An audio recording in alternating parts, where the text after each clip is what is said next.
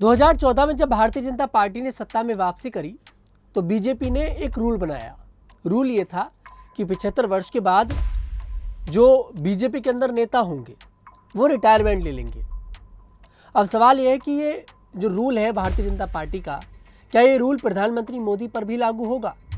क्योंकि 17 सितंबर को प्रधानमंत्री मोदी भी 75 वर्ष के होने वाले हैं। अब प्रधानमंत्री मोदी पर अगर ये रूल लागू होता है तब तो प्रधानमंत्री मोदी को रिटायरमेंट ले लेना चाहिए, और अगर उन पर रूल लागू नहीं होता है तो विपक्ष भारतीय जनता पार्टी पर हमला करने के लिए भी पूरी तरह से तैयार है। लेकिन इसी सिलसिले में यहाँ पर आरएसएस के जो प्रमुख हैं मोहन भागवत, उन्होंने एक बड़ा बयान दे दिया है, और शायद उन्होंने अपने इस बयान से बीजेपी का जो शीर्ष नेतृत्व है उनको समझाने की कोशिश करी है और देश की जनता को एक संदेश देने की भी कोशिश करी है। उन्होंने नागपुर से कहा है कि जब आप 75 वर्ष के हो जाते हैं तो इसका मतलब है कि आपको रुक जाना चाहिए और दूसरों के लिए रास्ता बनाना चाहिए। ये बात मोहन भागवत कह रहे हैं, आरएसएस के प्रमुख। और आप समझ सकते हैं कि आरएसएस के प्रमुख की तरफ से अगर इस तरह की बात निकलकर सामने आ रही है तब शायद प्रधानमंत्री मोदी की जो गद्दी है उस पर खतरा है, प्रधानमंत्री मोदी के लिए खतरा है। 17 सितंबर को पीएम मोदी 75 वर्ष के हो जाएंगे और मोहन भागवत की इन बातों से लगता है कि वो यहाँ पर प्रधानमंत्री मोदी को समझाने की कोशिश कर रहे हैं कि अब आपको रुक जाना चाहिए, अब आप जो है रिटायरमेंट ले लीजिए और दूसरों को मौका दीजिए। और ये बीजेपी का ही रूल है। अगर बीजेपी अपने ही रूल को तोड़ देती है तो जो विपक्ष है वो जमकर बीजेपी पर हमला बोलेगा, और विपक्ष बोलता भी है। विपक्ष सवाल शुरुआत से कर रहा है कि प्रधानमंत्री मोदी 75 वर्ष के होने वाले हैं, क्या पीएम मोदी रिटायरमेंट लेंगे?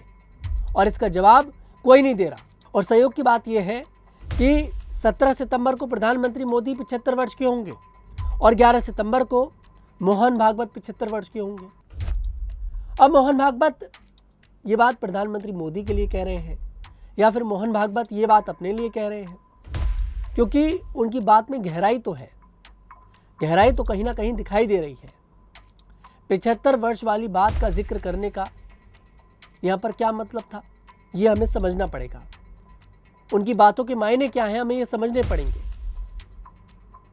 देखिए, जो संघ है वो शुरुआत से ये चाहता है कि जो युवा हैं उनको मौका दिया जाए, और बीजेपी ने इस बात को अप्लाई भी किया है। आप देखिए, दिल्ली की मुख्यमंत्री रेखा गुप्ता एक युवती हैं, हरियाणा के मुख्यमंत्री नायब सिंह सैनी युवा हैं, उत्तर प्रदेश के मुख्यमंत्री योगी आदित्यनाथ युवाओं में गिनती होती है क्योंकि उत्तर प्रदेश को शानदार बनाया।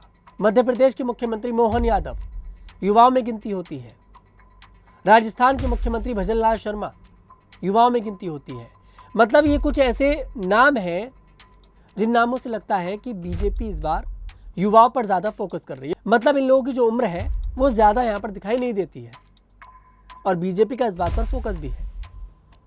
अब जो संघ है वो यहाँ पर ये कहने की कोशिश कर रहा है कि भाई 75 वर्ष के बाद आपको रिटायरमेंट ले लेना चाहिए और दूसरों के लिए मौका देना चाहिए, उनके लिए रास्ता बनाना चाहिए।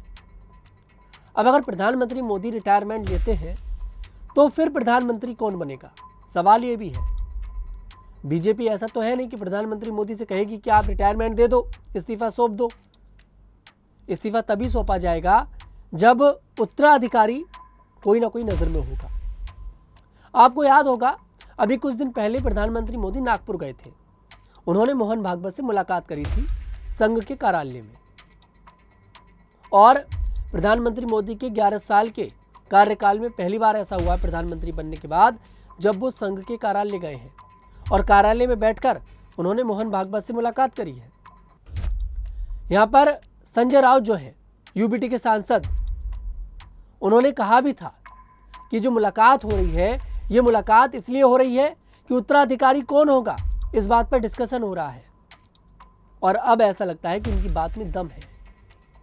प्रधानमंत्री मोदी का 11 सालों में पहली बार संघ के कार्यालय जाना, मोहन भागवत की तरफ से ये कहना कि 75 वर्ष के बाद रिटायरमेंट ले लेना चाहिए, दूसरों के लिए रास्ता बनाना चाहिए, ये सब कुछ यूं ही तो नहीं है।